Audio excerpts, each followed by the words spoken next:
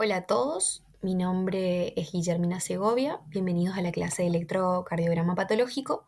Hoy vamos a trabajar juntos para intentar comprender un poquito más y cómo identificar o interpretar las principales alteraciones eléctricas del corazón a través de un electro. Esta clase la pensamos más que nada para que cuando finalice puedan mirar un electro y reconocer si el corazón está normal o presenta alguna patología específica. La idea es que lo vayamos viendo paso a paso, ya sea de lo más básico hasta los patrones más complejos, y que siempre lo relacionemos con la fisiopatología. Bueno, estos son los objetivos, estos son lo que nos gustaría que al finalizar la clase esté consolidado, digamos. Esto significa que vamos a ir desde lo normal para que tengan una base sólida y recuerden también hasta lo patológico para que puedan hacer un diagnóstico rápido a partir de un electro. Nuestro objetivo acá no es que se vuelvan cardiólogos, sino que aprendan a interpretar lo más importante o lo más urgente de un electro. No se preocupen porque vamos a usar los ejemplos más claros posibles y muchas imágenes y algunos truquitos para que no se olviden de los patrones más importantes, digamos. Bueno, primero vamos a comenzar hablando de un electro normal. En este caso, para recordar, vamos a tener las ondas, los intervalos y los segmentos, que son muy importantes. La onda P, que representa la despolarización de las aurículas. El complejo QRS, que representa la despolarización de los ventrículos. Y la onda T, que es como la otra más importante, que representa la repolarización de los ventrículos. ¿Por qué es importante saber todo esto? Ya sabemos, porque si vemos alguna alteración luego en nuestro electro, vamos a ver dónde más o menos va a estar ubicado nuestro problema. También tenemos los intervalos importantes o los segmentos, el intervalo PR, o sea, el intervalo PR va a ser desde la onda P hasta el complejo QRS. Me van a disculpar que no tengo un puntero para ir señalándoles, pero bueno, se va entendiendo igual. Recuerden que es muy importante que si hay una patología en el intervalo PR, vamos a ver una alteración en el nódulo atrioventricular, porque como vemos, despolarización de las aurículas a la despolarización de los ventrículos. Entonces está pasando de aurículas a ventrículos, por ende, nódulo atrioventricular. Y lo mismo si vemos una alteración en el segmento ST, por ejemplo, eso quiere decir que por ahí es un problema más en los ventrículos. Bueno, y siempre acordarnos que el electro se mide tanto horizontal como vertical. Horizontal mide el tiempo y vertical los voltios, ¿ok? Y acuérdense que tenemos cuadraditos grandes y cuadraditos pequeños. Los cuadraditos grandes vamos a tener determinada cantidad, digamos. En cuanto al tiempo, va a ser 0,2 segundos. Y en cuanto al voltaje, va a ser un cuadrado grande 0,5 milivoltios. En cambio, cada cuadradito pequeño va a ser 0,04 segundos de tiempo y de voltios 0,1 milivoltio. Y recuerden que hacemos 5 por 5, 5 horizontal, 5 vertical. Bueno, sabiendo esto, vamos a empezar con un repasito rápido. Es esencial que ustedes tengan en cuenta el ritmo, frecuencia y el eje. Primero en ritmo, acuérdense de determinar si es sinusal o no sinusal. Entonces, lo primero que vamos a hacer cuando ustedes tengan un electro es ver si el ritmo es sinusal o es no sinusal. ¿Qué quiere decir? Hay que ver si la P está antes de cada QRS. Luego, determinar si el ritmo es regular o irregular. ¿Que eso cómo se ve? Viendo el intervalo RR, o sea, la distancia entre cada R y R. Si es la misma distancia entre todos los intervalos, vamos a decir que el ritmo es regular, si no, es irregular. Luego, una vez que determinamos el ritmo es regular o irregular, vamos a ver la frecuencia. Si nuestro ritmo es regular, tenemos diferentes maneras de medir la frecuencia cardíaca. Por ejemplo, podemos contar la cantidad de cuadrados grandes que hay entre un QRS y el siguiente y dividirlo por 300. O podemos contar la cantidad de cuadrados chiquitos que hay entre cada QRS, entre dos QRS, y dividir 1500 por esa cantidad de QRS. Pero también tenemos la regla de los 300, que es cuando cae en línea gruesa. La siguiente línea luego de nuestro QRS que cayó en línea gruesa sería como está en la fotito ahí. Empezamos 300, 150, 100, 75 y ahí vamos a ver. En este caso, nuestro paciente tiene una frecuencia cardíaca de 60. ¿Ok? ¿Y qué pasa cuando es irregular? Cuando es irregular, nosotros vamos a sumar la cantidad de QRS que hayan en 30 cuadrados grandes. ¿Qué quiere decir eso? En 6 segundos, porque hacemos 0,2 por 30 y nos da 6, perdón, no 66. Y a eso multiplicamos por 10. ¿Cómo está acá? En este caso hay 6 cuadrados, 6 QRS por 10 nos da 60 latidos por minuto. Y por último, es muy importante el eje, ¿ok? El eje, como sabemos, el electro es un sistema hexaxial. En este caso vamos a tener en cuenta solamente AD1 y ABF, que van a ser nuestros protagonistas para determinar el eje eléctrico del corazón. Como sabemos, anatómicamente el corazón está ubicado hacia abajo y hacia la izquierda. Por ende, lo normal, para que se acuerden, va a ser hacia abajo y hacia la izquierda, va a ser lo normal. Ya saben dónde va a estar ubicado, hacia abajo o hacia la izquierda. Dónde está ahí en la fotito. No tengo puntero. Cuando en nuestro electro vemos que D1 está positivo, pero ABF está negativo, va a estar desviado hacia la izquierda, porque como sabemos, ABF mide arriba y abajo, digamos, que sería lo importante, y D1 izquierda y derecha. Cuando el eje está desviado hacia la derecha, significa que en nuestro papel nosotros vemos que D1 está negativo. Recuerden que D1 está negativo, significa que tiene la pancita para abajo, ¿ok? Pero en este caso ABF está positivo. ¿Qué quiere decir? Que está hacia abajo, pero está desviado hacia la derecha. ¿Qué pasa cuando el eje está indeterminado? Es porque ambos son negativos. Bueno, una vez sabiendo esto, vamos a continuar y vamos a pasar a lo que es el electropatológico. Ahora, si ustedes dominan esas 3 cosas que yo les nombré, siempre van a tener un punto de partida seguro para evaluar cualquier electrocardiograma. Ahora que repasamos cómo se ve más o menos un electro normal, vamos a ver el terreno del electropatológico.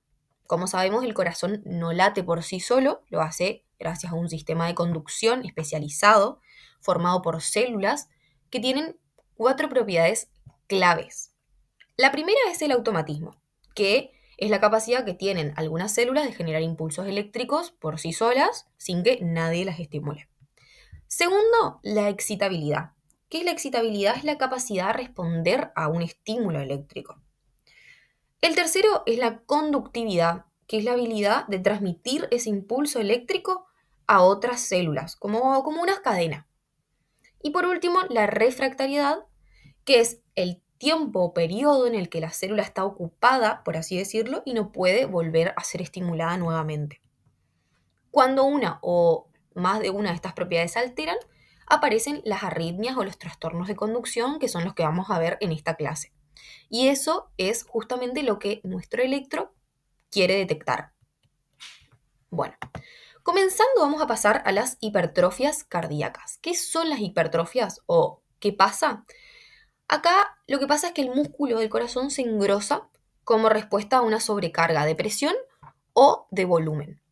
En este caso vamos a diferenciar las hipertrofias ventriculares derechas de la izquierda porque vamos a ver 2 patrones muy característicos distintos. En el caso de la hipertrofia ventricular derecha suelen aparecer más que nada en pacientes que tienen hipertensión pulmonar, EPOC, cardiopatías congénitas, por ejemplo la tetra de Fallot, ¿ok? En nuestro electro nosotros lo que vamos a ver van a ser ondas R muy altas en B1 y en B2. ¿Por qué? Este es el momento en el que pongan en pausa y se van a ver en dónde está ubicado cada vector, a qué pared hace referencia. Porque si yo les digo B1 y B2, este es el momento en el que ustedes tienen que saber que hago referencia al ventrículo derecho. ¿Ok? Bueno, ondas R muy altas entonces en B1 y en B2. Vamos a ver que el eje del QRS, digamos, va a estar desplazado hacia la derecha y que las ondas S van a ser muy profundas en B5 y en B6. Eso quizás es más memorizable, digamos. Acá en el electro ustedes tienen que entender que no solo importa la teoría, sino también aprender a ver el electro y retener estos datitos que yo les voy a ir tirando, ¿ok? ¿Y qué pasa en la hipertrofia ventricular izquierda? Esta se asocia más a hipertensión arterial, estenosis aórtica o miocardiopatías hipertróficas, por ejemplo. En el electro lo que vamos a ver es un QRS desviado hacia la izquierda, incluso negativo en derivaciones derechas, digamos, y vamos a ver complejos QRS muy altos, de alto voltaje, y ondas R muy altas en B5, B6, D1, ABL. A ver, la clave es que la hipertrofia del ventrículo aumenta el voltaje de todas las ondas y desplaza el eje hacia el lado que está afectado. Entonces, cuando vamos a ver QRS, cuando vemos QRS muy altos y desviación del eje, pensamos en hipertrofia, ¿ok? Entonces, un ejemplo. Si ven un paciente con EPOC y con ondas R enormes en B1, ¿en qué piensan? Les dejo a su criterio. Bueno, aparte de las hipertrofias ventriculares, vamos a tener las hipertrofias auriculares. Y cada una también tiene un patrón característico en el electro. En el caso de la derecha suele deberse a hipertensión pulmonar, estenosis tricuspidia, EPOC, cardiopatías congénitas derechas. En este caso, en el electro vamos a ver QRS de bajo voltaje en B1, bajo voltaje en B1, o sea, menos o iguales a 4 milímetros más o menos. Vamos a ver la onda P pulmonal. ¿Qué significa la onda P pulmonale? En D2, en D3, en ABF. Es una onda P alta y picuda, de más de 2,5 más o menos milímetros, ¿ok? Así como yo les puse en el ejemplo acá. La onda normal, la onda P normal se ve de esta manera, la onda P pulmonal se ve de esta manera, como picuda, ¿ok? Y la onda mitral como con dos pancitas que ya vamos a ver en dónde aparece. En este caso, en la hipertrofia auricular derecha, la duración de la onda P va a ser normal, pero en este caso el voltaje es el que va a estar aumentado. ¿Y por qué?